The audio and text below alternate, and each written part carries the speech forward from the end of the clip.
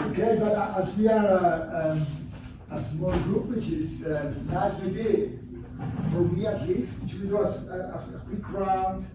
Your name, program you're following, just for my curiosity, is that okay? I'm Maciek. I study human geography and urban planning. Okay. And economics. Okay. Okay. I'm thinking of taking the mobility course. Okay, okay. So there's a yeah, that you're reading, I think. Yeah, that's correct. Yeah, okay, thanks. I'm Kim. I do interdisciplinary social sciences. And I'm taking a minor now, urban and regional planning. Okay, nice. My name is Elin. I'm an exchange student in the Urban Studies program. Okay. And I'm actually taking the course in next year. Okay. The master one or the master one. Oh, okay. I'm Matthew. I'm also in the Urban Studies program. Yeah, and, okay. Yeah, you'd probably be somewhere else, but still interested. Very interested, yeah. Okay. I'm Simona. I'm doing urban and regional planning. Okay. The bachelor or the master? The master. Okay. The spatial sustainability. Yeah. So you might be in the course or not, maybe. I'm not sure. Okay.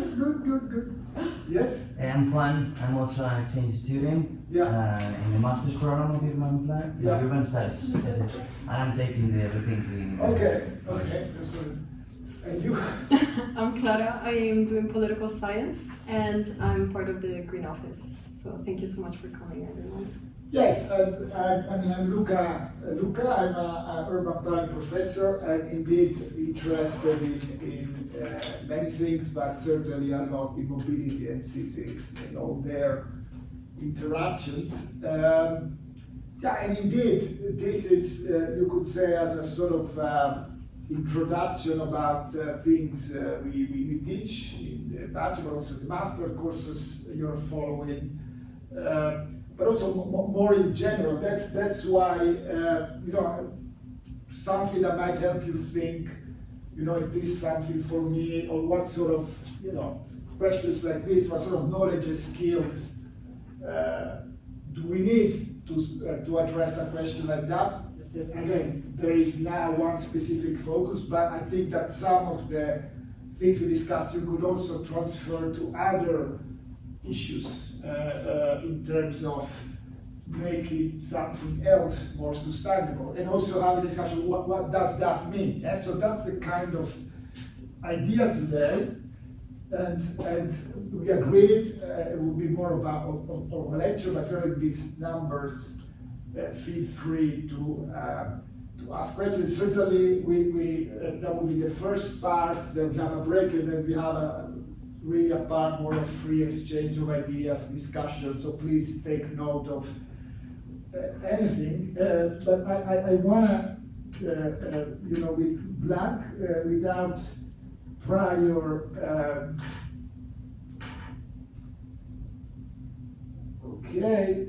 Yes, I want you to answer this question. You know probably the system.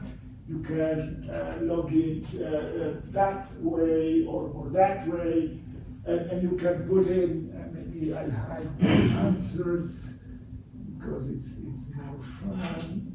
No, they are hidden, I think. Just some keywords of what you think are relevant knowledge and skills to make urban mobility sustainable.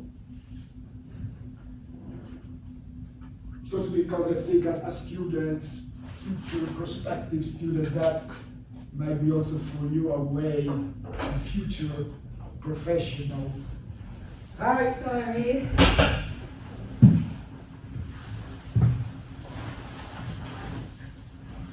So let's see.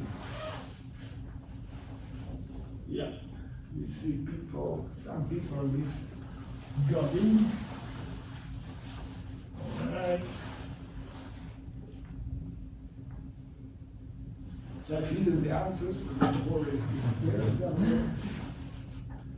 Just curious what happens if you do not influence each other.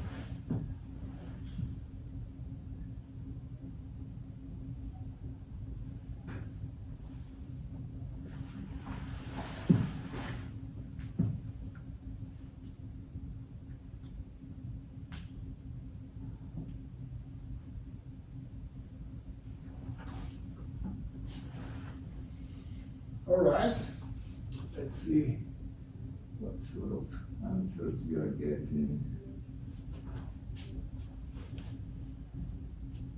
Okay, interesting. So I mean, what do we see here? Any comment? Is there maybe things different than you expected? Maybe you said some things, you see other things. Not.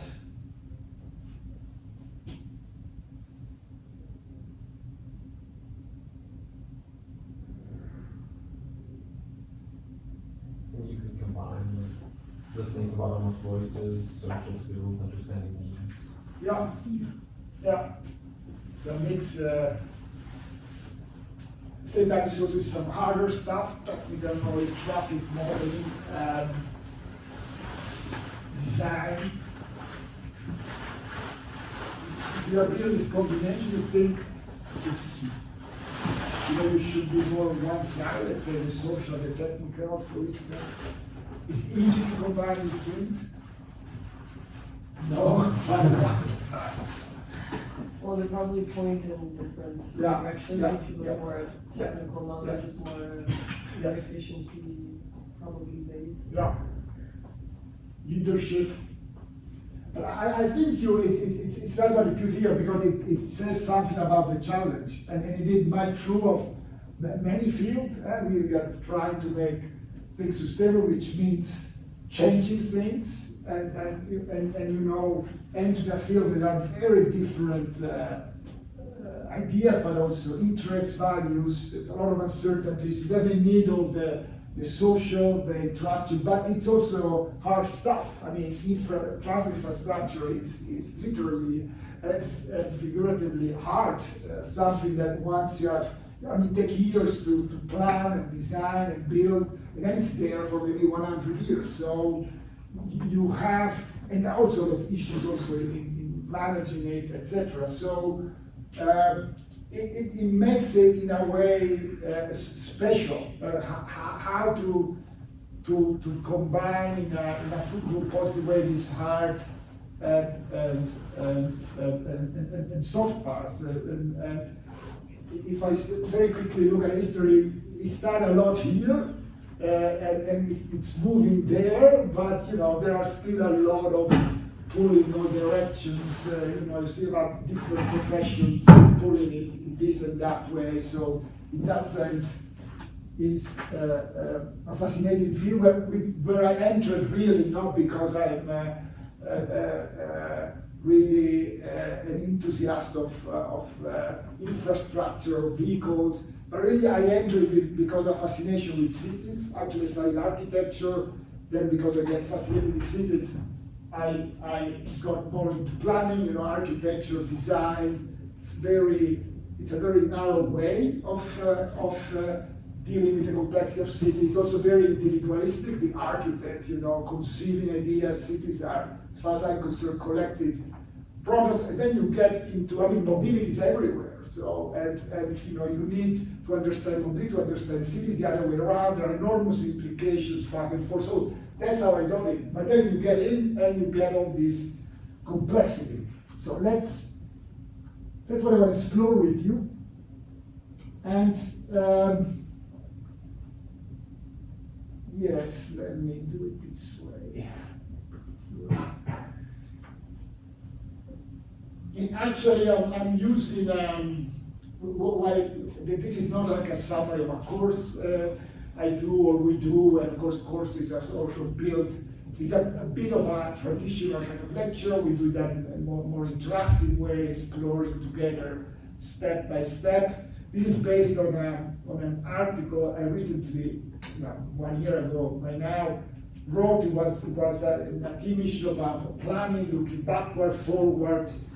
And well, the idea explored there, okay, if you look back, I mean, it was this 30 year of a journal, so that was a bit the 30-year idea. But you know, if you look back at planning and mobility in cities in the last 30 years, it's an interesting data. It was almost in the same period, an article written which was titled 30 years of sustainable urban mobility. I mean, we could discuss that, but that's more or less also when this idea of sustainable urban mobility came.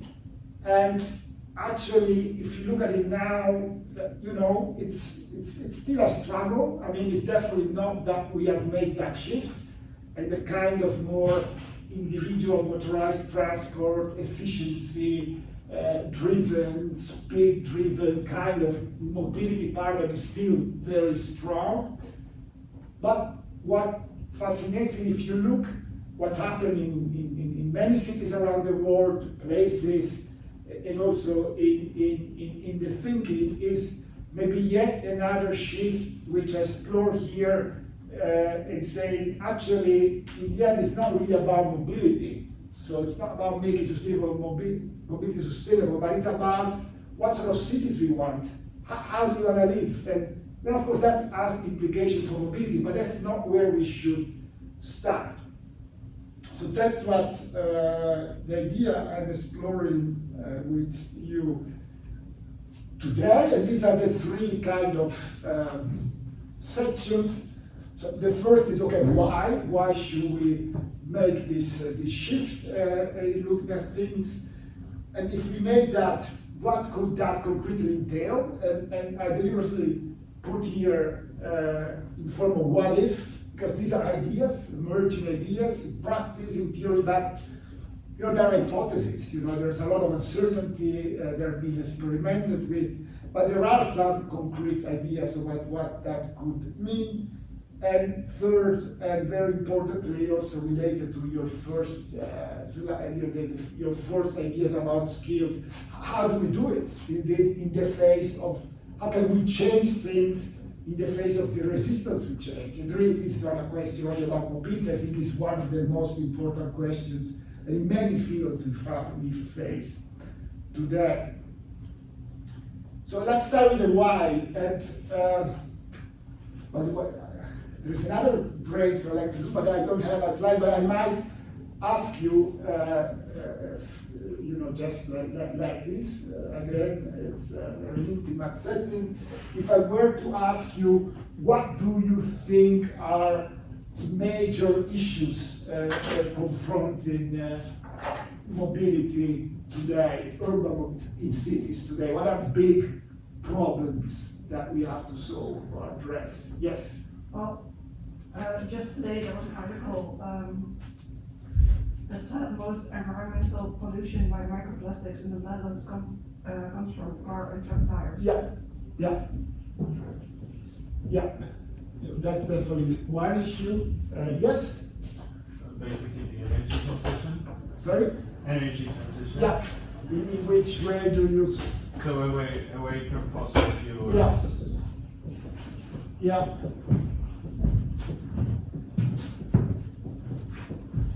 I saw hands somewhere here. Yes? Yeah, the car-oriented like planning, that Yeah. has been the Yeah. main one. Okay, but why is that a problem? Because we've lost the city, like we cannot walk through cities. So what do we lose? What do you mean by lose this? But what do we lose that is important for us? Like for me, the best way to enjoy a city is walk through.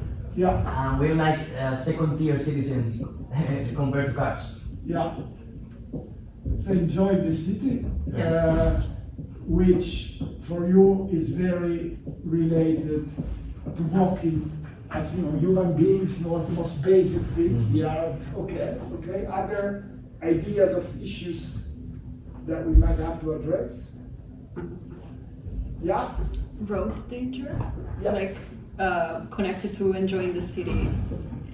The more Yeah. cars there are, the more Yeah. dangerous it is. Road danger, accidents, Yeah. crashes. I mean, that's a lot of people die every year still because of traffic accidents. Even in the Netherlands, a lot of cyclists, for instance. Yeah. Connectivity, connecting different nodes in the city or the suburbs.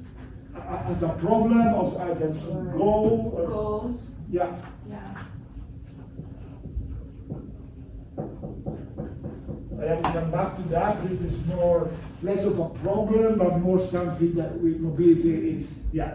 and maybe like justice, how accessible different modes Yeah. of transportation is for Yeah. different people? Yeah, definitely. It's big. Again, today in the Dutch news was how transport poverty is really becoming an issue. It's not just a little niche. More and more people, are finding probably to have enough money to pay for transport to essential everyday destinations, even in the Netherlands, a rich country, and in other places, even more maybe. Yeah. And public health, and thinking about how car drivers have higher blood pressure and Yeah. just being sedentary. Exactly. We have also a kind of mobility where we are not using our bodies, very sedentary with all sort of physical and mental. Yeah.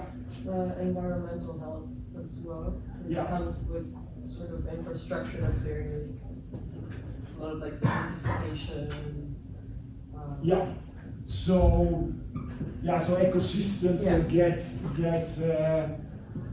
deteriorated. Yeah. Yeah. All the infrastructure deterioration, cutting across, breaking up. Maybe one last idea. No, but you're doing great because this is what the list I came up with, and maybe you find some of the things, maybe you find other things. I mean, a lot of things is what you name, and of course you can have a discussion, add things, take things out. But the point I want to make here are two actually. One is that is a multiplicity of issues, and that's very important.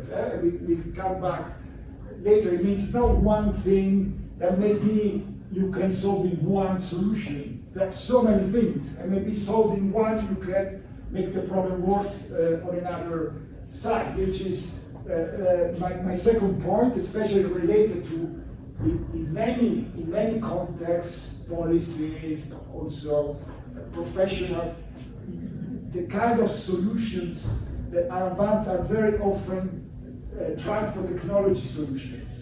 Electric cars, maybe in the future self-driving cars, and etc., etc. The point here is that some of these issues, like air and noise pollution, what is sometimes called conventionals or just dirty air, noise outside. Indeed, that's something like electric cars, generalized use of that could definitely improve things substantially. So, okay, there are things like that where transport technology could actually be the solution. And technology that more or less is there, we know, etc. Then there are a set of issues where, technology could have a role, but it's more debatable. Again, think at the electric cars. If we move to climate destabilizing emissions, use of renewable resources, that becomes more problematic. I mean, batteries, all the issues with batteries, the production of batteries. I mean, electric cars still a lot of stuff, materials, metals. So electricity has to be produced by renewable ways, whereas very often steel does not always the case. Of course, you create also competition with other uses of clean energy, etc., etc. And there are discussions here also with, for instance, the idea that self-driving cars with much increased safety, but even there are discussions. Is that the case? It's not. How about responsibility if humans are not the ones responsible, etc., etc. But again, it's thinkable. It's debatable, thinkable. But then there is a third category, which to me and others is a fascinating category where technology has hardly any role. It could even make the problem worse. Because suppose that because we have electric cars, we say, we don't have to. Now a lot of cars cannot enter Amsterdam because of pollution issues. Suppose a future where they're all electric, that's not an issue anymore. So we have even more cars in Amsterdam. Then all issues that you also named, taking over public space, disrupting ecosystems, people not using their bodies, they will become even worse. Self-driving cars would mean that everybody could take step in a car, children, old people, you don't need a driver license anymore, so you could have many more people and cars moving around, maybe less parked, well, okay, that's a debated point, only if the self-driving cars are shared, but still more driving around. So these issues require really a different kind of mobility. So the point of moving beyond mobility is because one, the complexity, the multiplicity of issues include, but two, including issues where not even in a debatable way you can claim technology to be a solution, because that's not the case, you can even make the problem worse. And I mean, these insights are becoming widespread, and if you want a synthesis, because of course a lot of it, the system that we have is car-centric. I mean, it's not only that, but that's a defining characteristic. This is a very recent article that made a huge literature review of all what we know about the impact, the negative impacts of the car, and tried also to quantify that. I mean, there's a lot to be learned by reading this article, but I use it here. Again, that's exactly what you see here. It's just another way of naming things, another list. But again, it's a huge diversity of issues, and some of them where you might think technology could solve it, but a lot of them where only a very different kind of mobility system can make things different. So again, in spite of all the messages we get all the time, this is still a car. I mean, self-driving, electric, it's still a car in many respects. So that's why cities, people are trying to go beyond, and actually not just the car, but mobility as the focus, to put all these issues. And so if we think this is important, what you said, what I showed, okay, which sort of city would do justice to these issues? And okay, then what sort of mobility does fit that sort of city? And so that's the kind of shift in thinking. Okay, so step 2 in the reasoning, if we make that shift, so we put these different values, aims, issues at the center, and we start asking ourselves, okay, what sort of city? And of course, there are many aspects to that city, but I'm here focusing on mobility implications, of course, but starting somewhere else.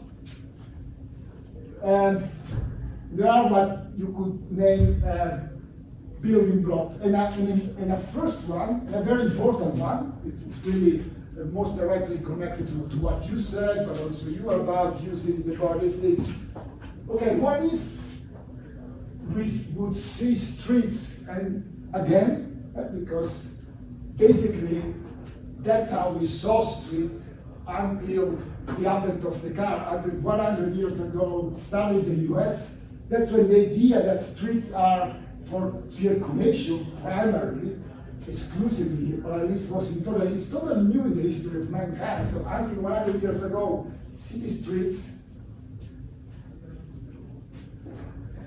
that's what would you say. This is one street in Amsterdam, 3 snapshots. But if you looked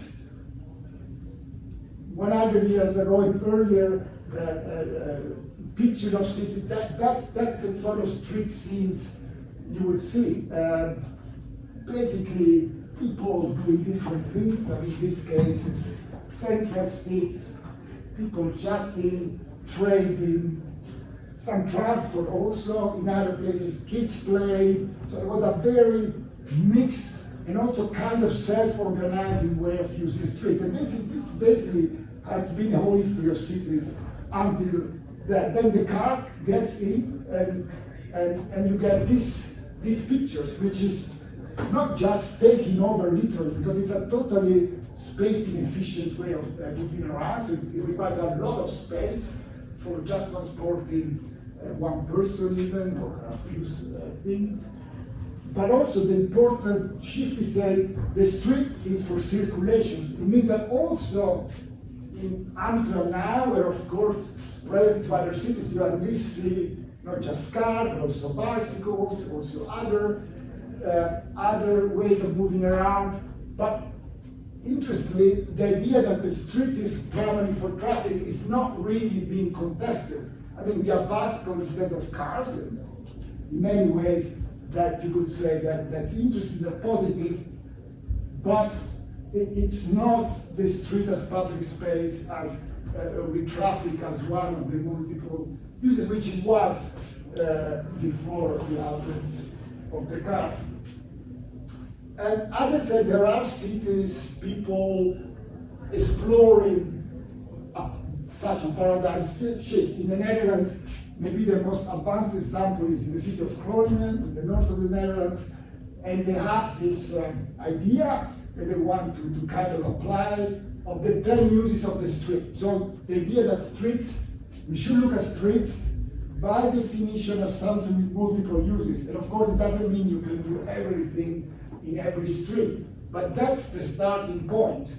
And the public space dimension is important, but of course, becoming more important are also issues about climate adaptation. So space for trees, soil where water could permeable to water, so space for nature, also for moving around, but as one of many functions. And we see also experiments, because you cannot change from one day to the other, but you can do experiments which immediately show it's almost, if you do it well, it's almost an immediate explosion of the latent possibilities that you get. Is the same street in Amsterdam, and it's not in some strange country. This is on a normal day, which, why do we think this is normal? That's also interesting, but that's how we feel. And then this for 1 month in the summer, taking the cars out, and you see how all the other uses almost naturally take place. So these are also ways of exploring what we mean if we change the function of the streets. And there is not a lot, but especially from the public health sector, that's also interesting, some research on this experiment, and interesting things, you do see the potential, not just in mobility, the people that use less cars, move around more with their bodies, so physical activity. Also quite interesting is the positive impact on things like social interaction, sense of community, but also literally in some of the situations, neighbors talk for the first time with their neighbors. They even didn't know who was living next door, because of course you don't meet each other in the street. Children play outside, etc., etc. But of course, as you said, connectivity, we should not forget. I mean, mobility, of course, has a reason. It's a means to get access to things that are important, necessary for us: jobs, education, friends, shops, leisure. But that's what it is. It's not an end in itself. That's a very important thing. Our teaching has shift from mobility to accessibility as a focus. So that's we have to recognize. But if you do that, there are other ways of accessing everyday needs than the car or even public transport. And the second what if that you see is, okay, what if all everyday needs could be assessed by walking or cycling, which of course is a way of accessing important things. This is totally consistent with the first idea of the street as a public space, because walking and cycling are easy to mix with other use, at least walking and cycling if it's not too fast, of course. And this idea is explored in concepts like the 15-minute city, which is championed in Paris, has become really central also to the political program there, but also in many other places. And it's basically what I said, the idea that, of course, the 15 minutes is almost in a way symbolic, but it makes it very easy to communicate, that you should get access to all what you need within 15 minutes of walking or cycling, which of course means also much more localized lives, more interaction, opportunity to create also some sense of community and so forth. But interestingly, in the UK, where they had a big backlash, all sort of complot theories saying that 15 minutes they want to keep you in the prison, not let you go out, etc. It's really a big. But they, in the end, it succeeded this backlash in making the term difficult to use. But what we were last in Edinburgh with colleagues for a project, and now they changed the term in Edinburgh. It's not Edinburgh 20 million neighborhoods, but living well locally, because that's what it is, and that's a message you wanna convey with this move. And just to what does it mean concretely? Of course, it's footpath, bike lanes, but not only. This is Amsterdam, New West, huge difference in the share of cycling in the two. There are adjacent neighborhoods. Public transport more or less the same, but it's a huge shift between bicycle and car if you move from one to the other. And it's not. And bike lanes are just as good developed on both sides. So that's not enough to explain that. It might be cities where you don't have the infrastructure. What could be another important factor making this? Are these numbers the Yes, use of each type, or is this the street area? No, this is sorry, I should have said this is the share of different when around in the mobility of people living here. Okay. So in West, 32% of the people cycle every day, and in West is 63%. Yeah. Well, just the geography of the place, because it's further away from the city. Yeah. It's more necessary for you to take a car. Okay, that's yeah. Yeah, that's what I was basically Yeah, about yeah. to say, that I live in the US. Yeah. I usually cycle, but it's quite far. And Yeah.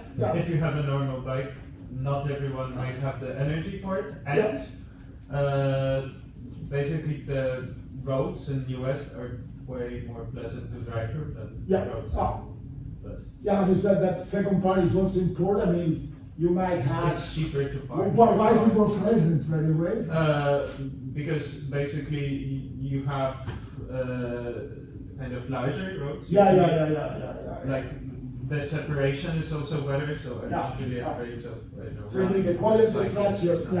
yeah, quality of the structure might be different, but indeed the geography and it's of course it's the distance to the center, but it's more than that because it's really there because you don't need the city center every day. I mean, most people, if you don't have a job there or some other thing, but you need shops every day. You need all sort of local services, and you see all these colors are non-residential functions.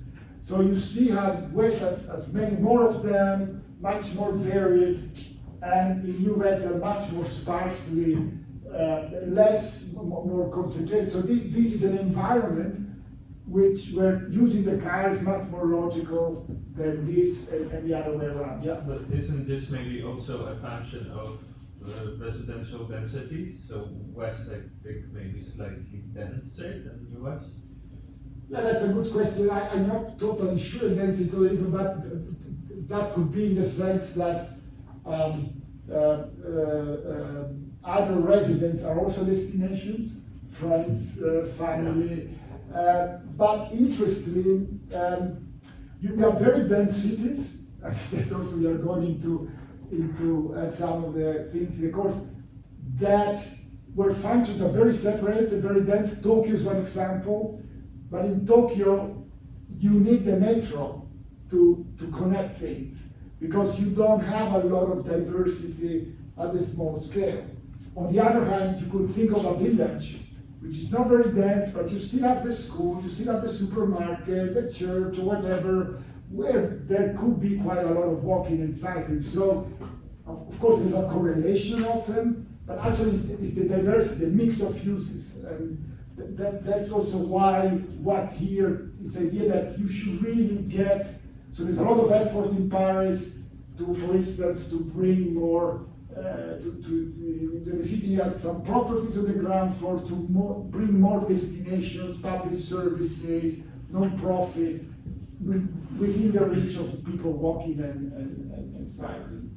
And it could be done also in villages. For instance, in Netherlands, a village between Utrecht and Amsterdam, where the last supermarket closed, and the inhabitants decided to keep it open by running it as a community supermarket, which is super easy because it's not so much also because of having a shop.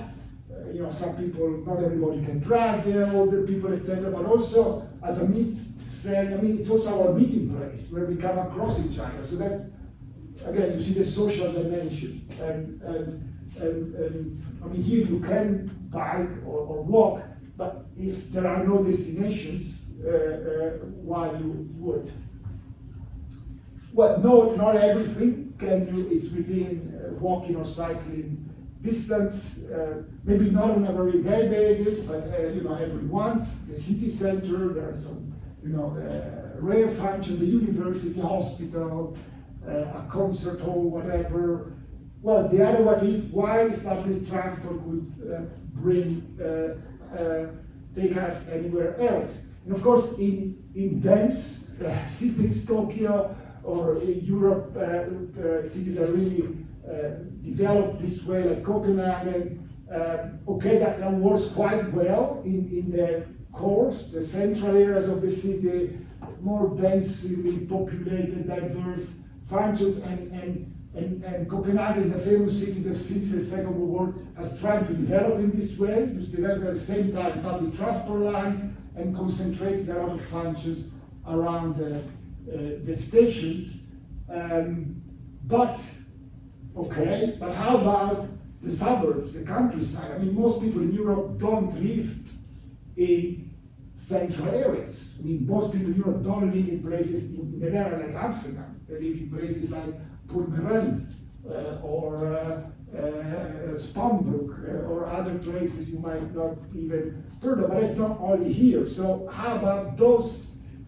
How about making those accessible? I think that's where these new ideas are trying to go. So that's a traditional way. You have a very fast, high capacity public transport, and then you concentrate everything around the station. That's Copenhagen, Tokyo, Singapore, etc. So we are trying to copy it. It's good, but what about situation where other people are living far away from the stations, and maybe you also have landscapes that you want to preserve. And in most European, for instance, contexts, it's not that we can change one day from the other, but also the US. I mean, we already had our big, growth, change, everything. By and large, the environment is as it is. So what do we do in this situation?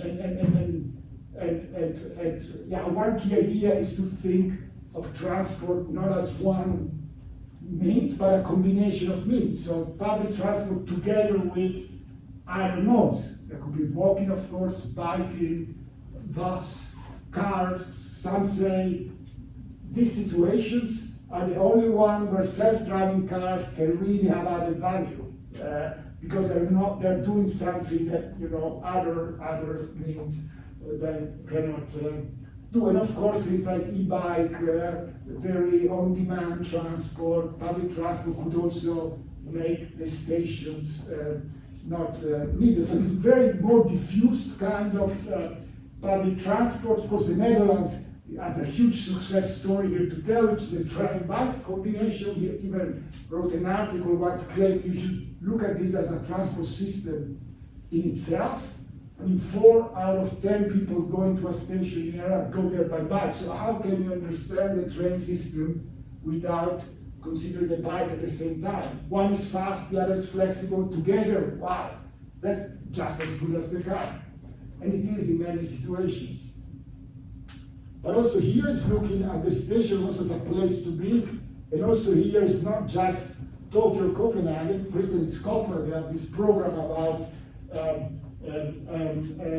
adopt a station where also in villages, for instance, this is a case where a public library together with the community has been put in a station. So you make also the station a place to be, and that could also be done in low density context. Now, last but not least, what about the car? I mean, I already named it. There are situations where the car can absolutely play a role. I mean, for everybody, incidental trips, you want to visit friends in the countryside and transport a lot of stuff. Some people literally depend still on the car or because of where they live, they work, whatever. That's great, but the shift here is seen it as an option among others, not the one thing you use always, whatever the case, never considering alternatives. So ideas of build as a service, in some states you see it more as a common, a less commercial version of that.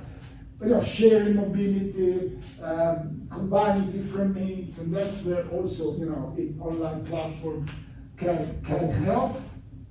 At the same time, the car is so powerful in the mind, everywhere, that you need also carrots, but also sticks, things like congestion charges, so making people pay to enter areas where the societal cost of using a car are big. Like here is the Stockholm example, where they put a charger entering the city, and you see the effect here. Of course, justice issues might emerge, you need also to have alternatives, of course, otherwise you get just people. But the interesting case of Stockholm is that they did it because of all the controversy, the doubts. They said, okay, let's experiment for 6 months, and then we make a referendum. And then the people voted for keeping it after that referendum. So it's an interesting case also as a process. But of course, it doesn't have to be something so extreme. In Amsterdam, we have there is a policy to reduce the number of parking spaces in a context with more people and jobs, but still to reduce the absolute number of parking spaces. And again, it's just to make it difficult for car drivers, but to create space for all the other things. There's actually a policy which will be launched Thursday night, which is called Amsterdam Make Space, which is all about the idea we need to make space, big like Groningen, for all other things than traffic, for climate adaptation, public space, children play, and an evident thing to do is to have less space for parking. I mean, parked cars are not used 95% of the time. So it's a huge, and people pay. Basically, everybody without a car is heavily subsidizing people with a car in Amsterdam, even if it was a market, which is, I don't know whether you should want it. But it's difficult. It's we said many times, it's all complex, including our minds, keeping it as it is. Let's, as a last bit, maybe we have a break, but then I threw in all the food for thought. Is this question said, okay, but how to, this is really one of the biggest questions of our times in whatever field you are. We have this urgency that we know you have to change, but there's also incredible resistance to change. There are also uncertainties, not just about how to get there, but what is the there we want to get to. So, this whole field, you probably have heard about it, transition studies and similar fields trying to answer this question. So that's the third part, and there's sort of theories and so and ideas which I will not get into, but a lot of that, this is what you see coming back and again, is the idea we should experiment. Because of course we don't know, there is resistance, so we cannot say let's change everything because there's too much we don't know, and also people will not let us change everything.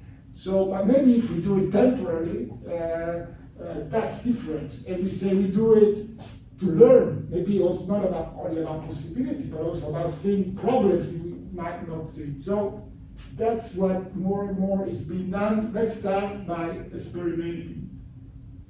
But experimenting in a way that it's really exploring a big change. So it's temporary, just here, but it's really exploring those what-if questions. What if the city was organized differently? What if streets were really something different? So we are doing something which is feasible, short-term, but we're exploring big ideas, long-term. So it's sometimes this one concept is this idea of transition experiment. And one example in the field I already showed, a picture is this idea of street experiments. One is, so this temporary use in streets for other uses, so not for cars, not for bicycles and walking, but also all those other, the multiplicity of uses and goals and issues where we start today. And the living streets that the city of Ghent in Belgium has been doing for more than 10 years now is this idea. So some streets in the city every summer, always initiative of, as a condition, enough, a majority of the local inhabitants need to want that, to ask for that. There's a whole process. And the idea is to learn again about possibility constraints of a change, having people experience the change, not just talk about it, not just model it, not just make plans, but experience and have a basis for discussion, which is a different one. Now, and what we further see is that is key, but it's not just all about experiments. And here we get more into the theories about social movement, social change. Yes, it's experiments that should be really, this word is just prefigurative, they should explore a very different future. But of course, you still need the plans and the policies consolidating the change. You cannot just make experiments. And it's very important that there is somewhere some social pressure, movement, protest, otherwise, why change is if there's no, so you need a sort of these three reinforcing each other. And as a last kind of example,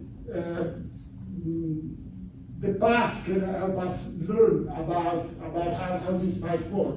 This is we were talking about share, this is the share of bicycle cycling in everyday mobility in a number of cities in Europe. And I must say, is just car, public transport, and bicycle are considered. So walking is not in these numbers, otherwise you think it. First of all, what do we see here is that, after World War II, a dramatic decline. The use of bicycle, of course, mass motorization, suburbanization, and many people thought, most people, politicians, professionals, that's just cycling is it's something of the past. The future it cannot be a place. And then in some cities, not all of them, as you see, but including Amsterdam, you have a reversal of the trend, and then you have the city that you have. Like I said, still streets for traffic, but it's by large cycling, not just cars. So what happened there? So that's a interesting moment to study, the 70s. That's a moment of really big change. And there, if you were there, you read reports and things, it was like, uncertainty, resistance, different. It's not that it was like a plan and somebody woke up one morning and said, oh, it's totally wrong, let's change direction. No, it was a lot of chaos and struggle. So you had experiments. So remember, the bike lanes didn't exist in the language, in reality, but you had people, there's a picture of Amsterdam trying that out, and today we say, oh, and of course it's a bit naive, you would say, but these were experiments, trying to, what if there was again space for bicycles?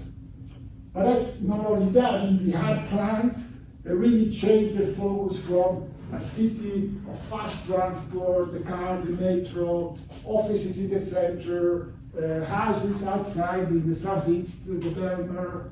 There's the only part that's been built in the end, the southeast, center, the metro line connecting them, the car, the Wieboudstraat.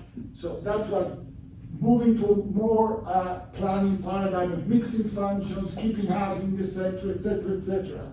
And again, it was not just two, it was a lot of pressure from below. Basically, the most violent riots in history of Amsterdam after World War II were about these things, were against demolishing housing in the center, building the metro. So it's all these three together that make change. It's of course a huge challenge for us today, but also today I would say it's also about understanding the role of these different things, connecting them, enabling interactions between them. So that's it.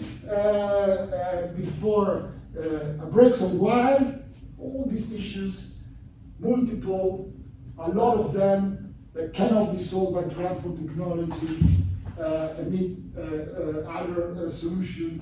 Some what-if idea what that will mean. Again, hypothesis with a lot of questions, and how the role of experiments, but in connection with other things.